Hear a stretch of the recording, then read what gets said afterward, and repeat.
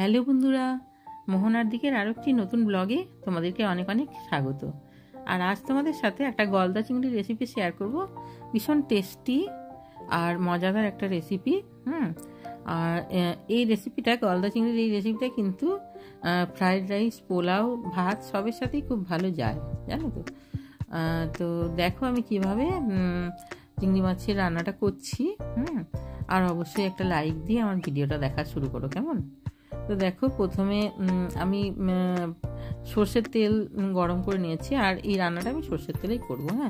আর মাছের সাইজটা দেখো বেশ বড় বড়ই আছে। মাছটাকে খুব ভালো করে ধুয়ে নুন হলুদ মাখিয়ে কিছুক্ষণ রেখে দিয়েছিলাম। তাহলে কি বলতো, মাছটা বেশ সফট হয় আর কি। দিয়ে তারপরে এটাকে ভেজে নিচ্ছি।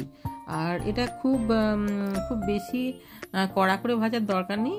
মোটামুটি একটু কালারটা চেঞ্জ হবে, একটু মিডিয়াম ভাজলেই হয়ে যাবে। কারণ কি বলতো, চিংড়ি মাছ অত বেশি ভাজা চলে না। চিংড়ি মাছ অনেক কড়া করে ভাজলে তখন কি বলতো, রান্নার পর এটা শক্ত হয়ে যায়।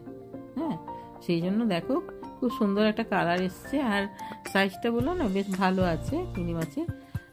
তো এইভাবে দেখো উল্টে পাল্টে আমি চিংড়ি মাছগুলি ভেজে নিচ্ছি। আর এই যে দেখো,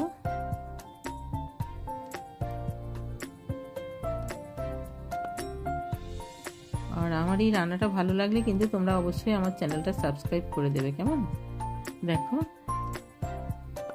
এগুলো হয়ে গেছে, এবার এগুলোকে একটা প্লেটের মধ্যে তুলে নিচ্ছি। আর তারপরে ওই তেলের মধ্যে আমি দিয়ে দেবো পেঁয়াজ কুচি। পেঁয়াজ কুচিটা একটু লাল লাল করে ভেজে নিতে হবে, আর তেল দেওয়ার দরকার নেই। তারপরে দেখো এর মধ্যে আমি দিয়ে দিচ্ছি হলুদ গুঁড়ো, আর দিচ্ছি আন্দাজ মতো নুন। এখানে তো চিংড়ি মাছে আর কিছু মেশানো হবে না। এবারে চিংড়ি মাছটা তো ভাজার সময় নুন দেওয়া ছিল, সেই জন্য নুনটা একটু বুঝে শুনেই দিতে হবে, কেমন? তো তারপর দেখো পেঁয়াজটা একটু ভাজা ভাজা হয়ে যাওয়ার পর দিয়ে দিলাম টমেটো কুচি। আর টমেটোটাকেও খুব ভালো করে ভেজে নিতে হবে, তবে অল্প অল্প জল দিয়ে কিন্তু টমেটোটাকে দেখো আমি ভেজে নিচ্ছি। কারণ কি বলতো, এখানে হয়তো আরও তেল দিলে হতো, তবে তেল যেহেতু আমি ওই মাছ ভাজার যতটুকু তেল ওটাতেই রান্নাটা করছি। তারপর এখানে দিয়ে দিলাম দেখো আদা রসুনের পেস্ট। টমেটোটা একটু ভাজা ভাজা হয়ে গেলেই আদা রসুনের পেস্টটা দিয়ে কষাতে হবে। আর তারপরে দেখো অল্প অল্প জল দিয়ে কষাচ্ছি, কারণ মশলাটা তলায় ধরে গেলে তখন আবার কি বলতো, টেস্টটা ভীষণভাবে চেঞ্জ হয়ে যাবে। তারপরে এখানে দিয়ে দিলাম জিরের গুঁড়ো আর ধনের গুঁড়ো। জিরের গুঁড়ো ধনের গুঁড়ো দিয়ে, আর দিয়ে দিলাম অল্প একটু লঙ্কার গুঁড়ো। এটা ঝালটা যে যেরকম খায় সে সেরকম দেবে। ঝালটা আমি একটু কমই দিয়েছি, খুব বেশি দিইনি।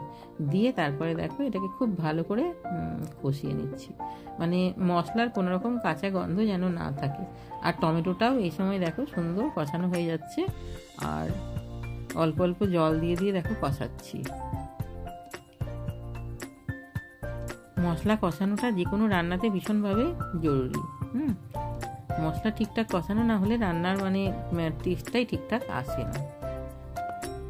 তো দেখো মশলাটাকে বেশ কিছুক্ষণ ধরে আমি কষিয়ে নিয়েছি।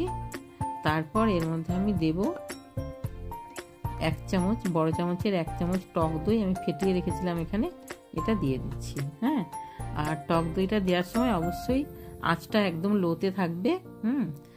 কোনো মতেই আঁচটা কিন্তু বাড়ানো যাবে না। আর অল্প একটু জল দিয়ে দেবো, যাতে দইটা কি বলতো, যাতে কেটে না যায়।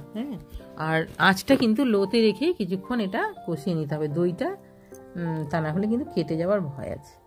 তারপরে দেখো একটুখানি জলও দিয়ে দিয়েছি আমি, যাতে দইটা কিছুক্ষণ দইটা যতক্ষণ কষানো হচ্ছে ততক্ষণ আর কি, ততক্ষণ পর্যন্ত যাতে খুব বেশি এটা গরম না হয়ে যায়। সেই জন্য অল্প জল দিয়ে দিয়েছি।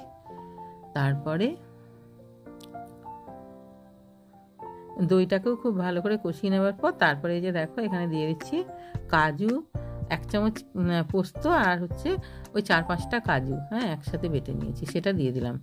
দিয়ে আর মিক্সি ধোয়া একটু জল দিয়ে দিয়েছি, দিয়ে এটাকেও খুব ভালো করে মশলার সাথে মিশিয়ে নেব। এবারে মশলার সাথে খুব ভালো করে এটাকেও মিশিয়ে নিয়ে তারপরে কাজু পোস্ত সব কিছু একটু ভাজা ভাজা করে নেব। আর দিয়ে দিলাম দেখো অল্প একটু চিনি। হ্যাঁ, চিনি না দিলে তখন টেস্টের ব্যালেন্সটা ঠিকঠাক হবে না। টমেটো দেওয়া আছে, তারপরে আর চিনি তাছাড়া আমি রান্নাতে দেওয়াটা একটু পছন্দ করি। সমস্ত রান্নাতেই, আমিষ বলো কি নিরামিষ বলো। তো তারপরে দেখো এটাকে খুব ভালো করে কষিয়ে নিচ্ছি যাতে কাজুরও কাঁচা গন্ধটা চলে যায় আর কি। তারপরে দিয়ে দিলাম এখানে জল, আন্দাজ মতো জল দিয়ে দিলাম, মানে যতটা লাগবে আর কি।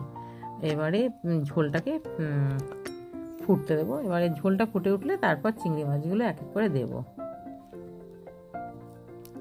দেখো ঝোলটা খুব সুন্দরভাবে ফুটে উঠেছে। এবারে ভাজা চিংড়ি মাছগুলো ছেড়ে দিচ্ছি।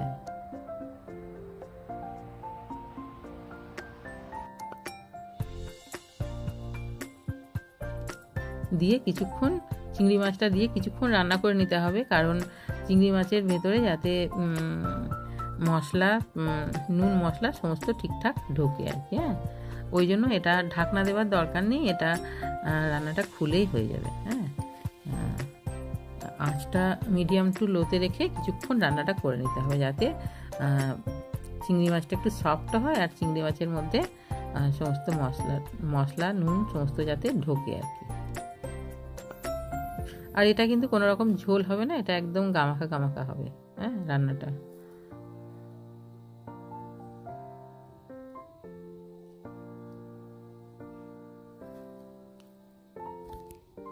ওই 2 মিনিট মতো আমি এটাকে চিংড়ি মাছটা দেওয়ার পর রান্না করে নিয়েছি। হ্যাঁ, আর আঁচটা কিন্তু মিডিয়াম টু লোতে রেখে।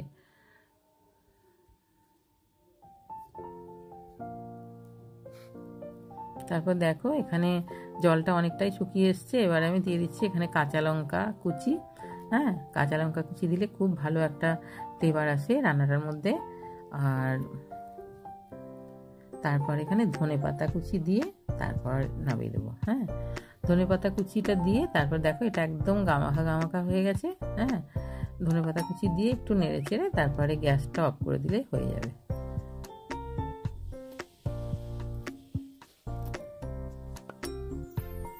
দেখো গ্যাসটা অফ করে দিয়ে তারপরে কিছুক্ষণ এটাকে রেস্ট রেখে দিয়েছিলাম, তাহলে হয়ে গেল আমার গলদা চিংড়ির অসাধারণ একটা টেস্টি রেসিপি। আর আমার এই রেসিপিটি ভালো লাগলে অবশ্যই একটা লাইক দিও, কমেন্ট করো, আর আমার চ্যানেলে নতুন বন্ধু হলে অবশ্যই চ্যানেলটাকে সাবস্ক্রাইব করে দেবে, কেমন? আর পাশে থাকা বেল আইকনটা প্রেস করে দিও যাতে আমি নতুন নতুন ভিডিও আপলোড করলে তোমরা সবার আগে নোটিফিকেশানটা পেয়ে যাও। আর গলদা চিংড়ি এইভাবে একবার রান্না করে দেখো, অসাধারণ টেস্ট হয়। হ্যাঁ, সব সময় যে মালাইকারি করতে হবে তা তো নয়, একটু আলাদা রকম করলে দোষ কি বলো? সবাই খুব ভালো থাকবে, বাই।